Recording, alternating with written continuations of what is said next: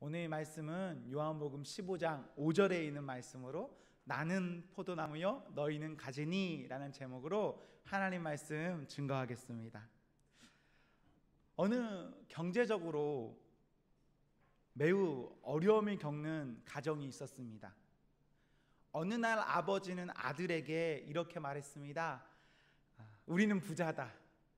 우리는 부자다.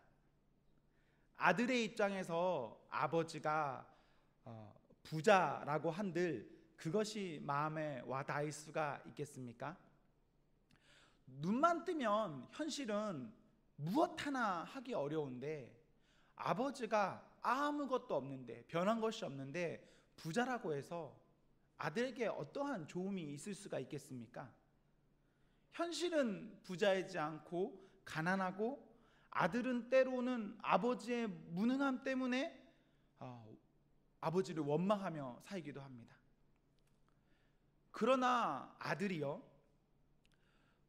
물질적인 것에 눈이 드는 것이 아니라 이 관계적인 것에 눈이 든다면 이들은 어떠한 상황 가운데서도 분명히 무엇입니까? 부자입니다. 부자죠. 성도 여러분, 우리는 부자입니까? 아멘. 네, 아멘. 우리는 한 사람도 빠짐없이 부자입니다. 아멘. 우리가 예수님을 그리스도로도 믿어서 나의 주님으로 고백한 후에 중요한 것은 이러한 관계적인 문제입니다. 우리가 믿기 전에는 우리가 어떠한 안목으로든지 세상을 볼 수가 있습니다. 그러나 믿음 후에는, 우리가 주님을 주로 고백한 이후에는 우리의 눈이요 관계적인 측면으로 바라볼 수가 있어야 합니다. 예수님께서는 오늘 본문을 통해서 너무도 당연한 자연의 이치로 관계를 말씀하십니다. 포도나무와 가지, 나무와 가지, 이것은 별개여서는 안 되며 함께일 때, 이 관계 아래에 놓여 있을 때 그때에만 의미가 있고 열매 맺음이 가능합니다. 가지가 스스로 열매 맺는 것이 가능합니까? 가지가 스스로 자라나는 것이 가능하겠습니까? 아닙니다. 가지는 가지 홀로 있어서는 아무것도 할 수 없는 이 무능한 상태일 것입니다.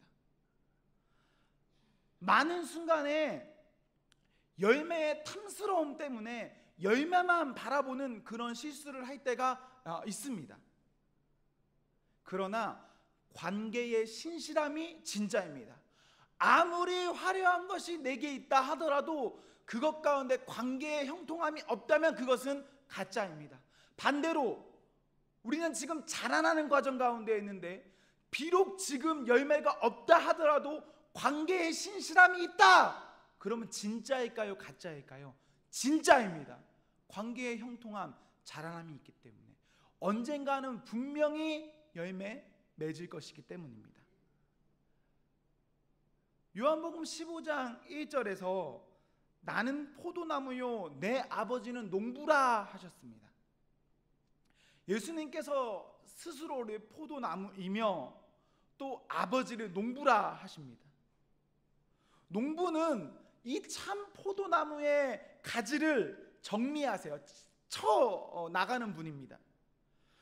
왜 치실까요? 왜 정리하실까요?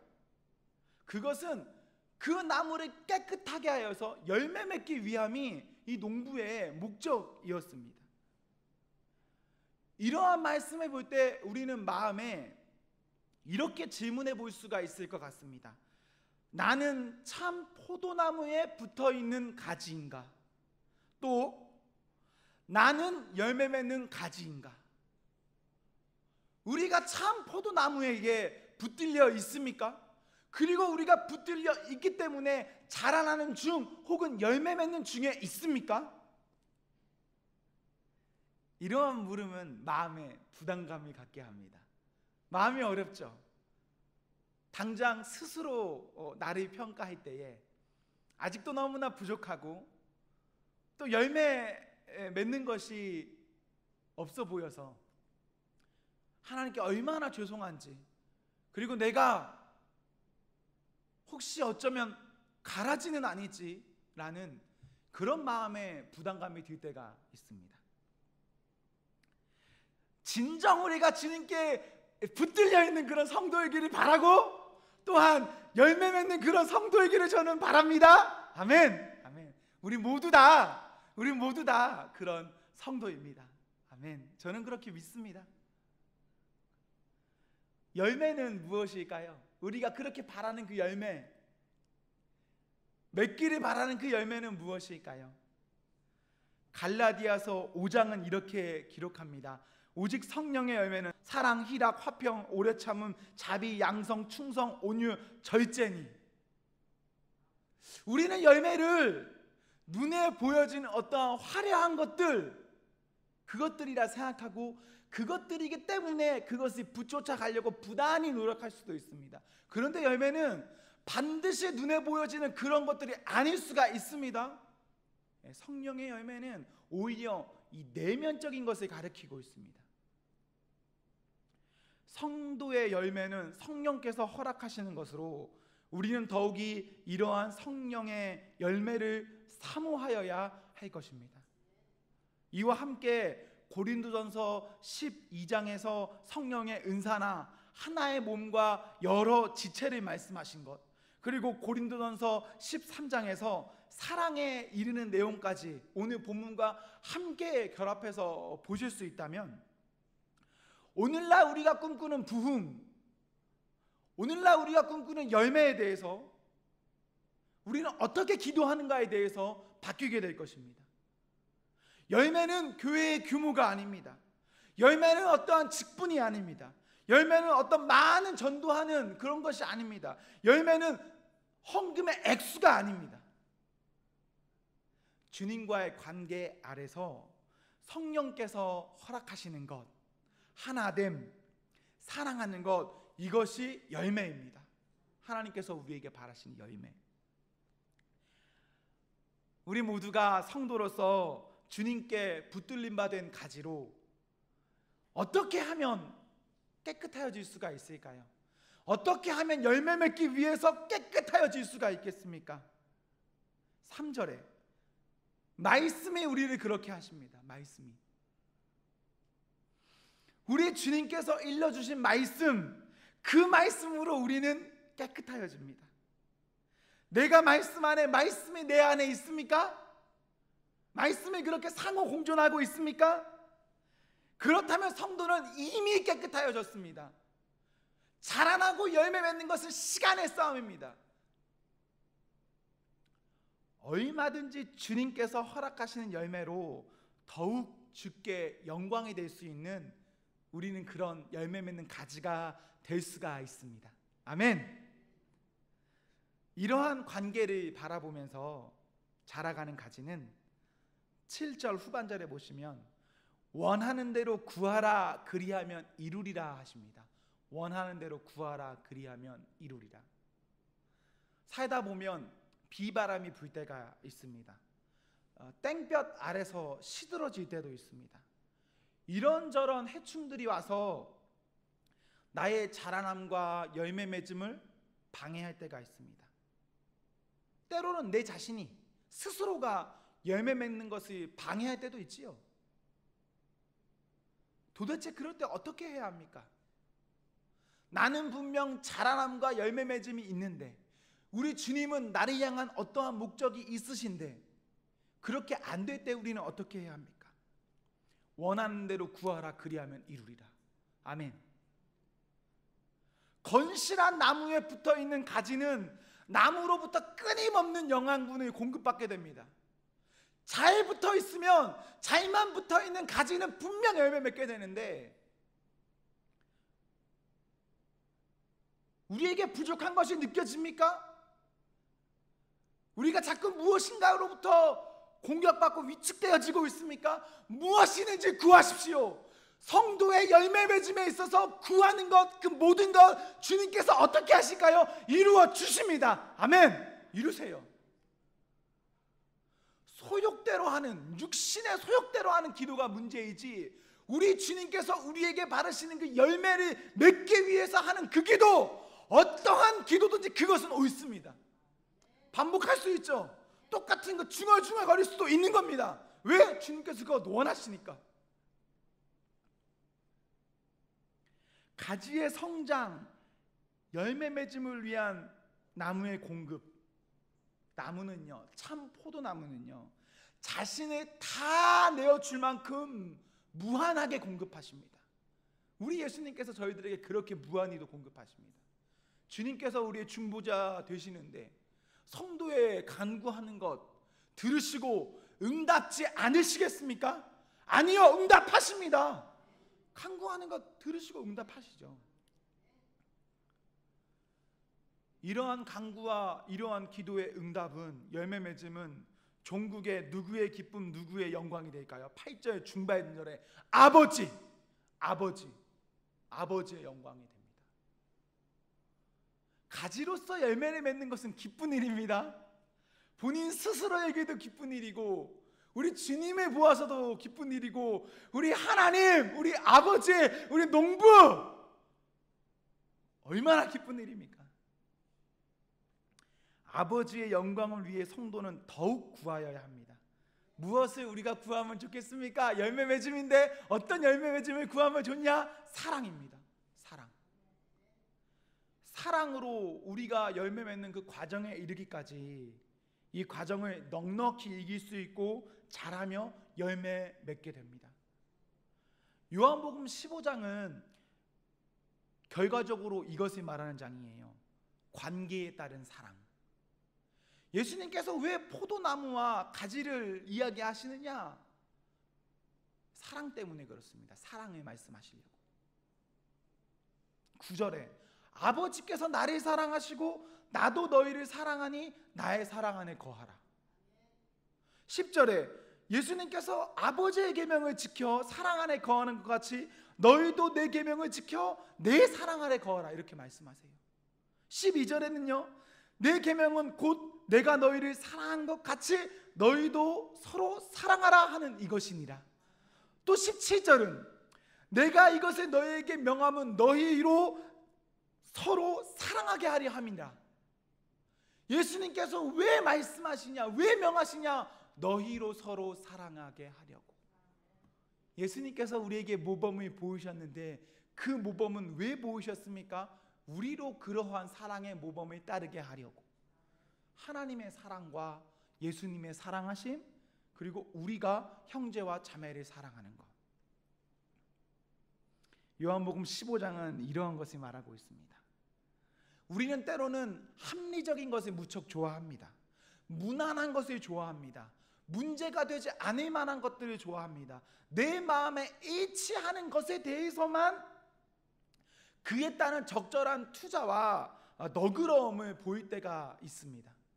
반면에 나와 다르면 어떨까요?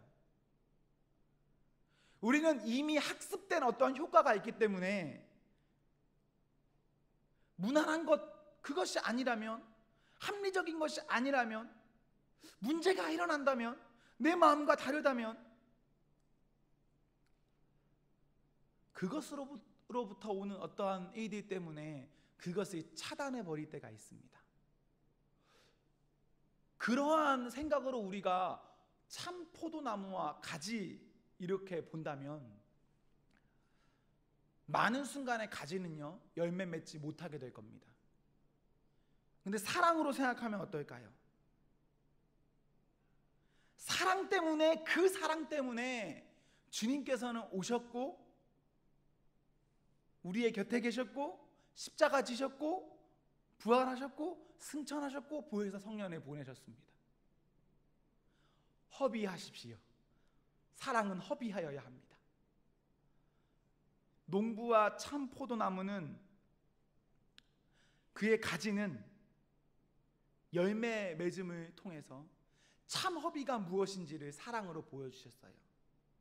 마가복음 14장에서 한 여인이 있었습니다. 이 여자는 예수님께 값비싼 향유를 부어드렸습니다. 이때 사람들은 어떻게 했습니까? 화를 냈습니다. 그리고 허비한다 하였습니다. 팔아서 가난한 사람을 도울 수 있겠다 했습니다.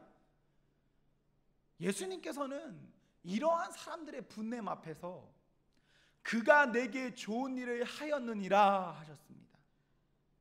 사랑은 허비하는 것이고, 가지에 열매 맺는 것은 농부와 참 포도나무의 허비를 통해서 이루어졌는데, 오늘 내가 누구를 위해서 허비할 수가 있겠습니까? 내 돈을 허비하고 내 시간을 허비하고 내 마음을 허비할 수 있는 존재, 하나님뿐만 아니라 내 옆에 있는 형제와 자매, 누구를 위해서 허비할 수가 있겠습니까?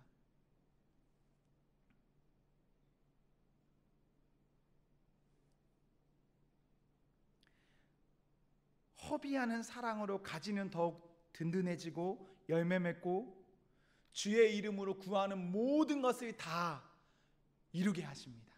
아멘. 아멘. 허비에서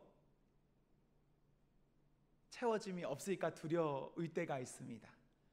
이러한 허비가 혹시 실수가 되지 않을까 두려울 때가 있습니다. 무섭죠. 육신의 생각은 무서움이 맞습니다. 그리고 그러한 육신의 생각이 실제로 나를 실패자처럼 되게 할 수도 있습니다. 그러나 그렇게 실패했을 때 우리가 간구한다면 누가 더 많이 드러나겠습니까? 그리고 누구의 영광이 더욱더 나를 가득 채우는 것이 되겠습니까? 주님입니다. 주님. 주님은 우리에게 관계적인 문제로 17절 명하셨습니다. 너희로 서로 사랑하게 하려 함이라. 너희로 서로 사랑하게 하려 함이라. 성부와 성자의 관계, 성자와 성도의 관계, 성도와 성도의 관계, 사랑의 관계 아래 놓여야 합니다. 어떠한 관계든 우리는 사랑의 관계로 놓여야 합니다. 출애굽기 3장에서 모세는 불이 붙었으나 타지 않는 떨기나무 아래서 주님을 보았습니다. 주님을 만났습니다. 주님께서는 이스라엘의 고통을 들으셨고 침묵하지 않으시고 기억하셔서 모세에게 나타나셨어요. 왜 들으셨고 왜 기억하셨습니까? 400년간 이스라엘의 종살이한 왜 이스라엘을 주님께서는 기억하시고 들으셨습니까? 이스라엘은 주님과의 관계 아래 놓인, 언약 아래 놓인 사람들이기 때문에 그렇습니다. 관계가 얼마나 중요한가를 우리는 볼 수가 있어요. 관계가 없다면 1분 1초도 아무 필요 없는 것이고, 관계가 없다면 10년, 20년, 몇백 년이 흐르다 하더라도 이것은 중요하지가 않아요. 모세가 여호와와 동행했을 때, 그때에 참으로 우리가 생각하는 그 진정한 모세가 되었습니다. 모세가 본인 혼자였을 때는 단순히 이집트의 왕자였습니다. 혹은 광야의 목동이었습니다. 혼자의 힘으로는 그래요. 그러나 주님과 함께 하였을 때, 동행하였을 때, 주님께서 보이시고 모세는 그런 관계를 맺었을 때 모세가 모세 되었습니다. 하나님과 사람. 때로는 이것을 우리는 개별적인 것이라고 볼 수가 있습니다. 이렇게 나뉘어진. 그러나 아무리 뛰어난 사람이라 하여도 하나님과 동행해야 빛이 납니다. 모세는 빛나는 사람이었습니다. 모세만 본다면, 사람의 기술만 본다면 빛이 날 수 있었겠습니까? 영광이 드러날 수가 있겠습니까? 때로는 하나님의 자리예요. 하나님이 아닌 다른 것을 놓고 그것을 인식도 하지 못하고 이것이 진짜 하나님이구나, 내가 하나님과 동행하는구나, 그렇게 믿고 오해하면서 살아갈 때가 있어요. 우리는 가짜 하나님과 동행한다, 이것은 아무 의미가 없습니다.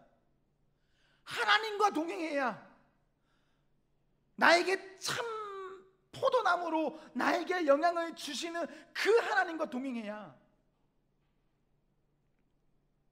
우리는 하나님의 빛으로 광채를 발산합니다. 하나님의 광채는 모세를 빛나게 했고 구별되게 했고 사람들로 하여금 여호와를 경외하게끔 느끼게 했습니다. 좋은 관계, 사랑함, 하나님의 광채가 드러나게 했고 사람들은 그 광채로 하나님을 보았습니다. 저희들 가운데서 하나님이 더 많이 드러나면 좋겠습니다. 전도사를 통해서 하나님이 드러났으면 좋겠습니다. 혹시나 저 때문에 하나님의 영광이 가리워진다면 얼마나 마음 아픈 일입니까?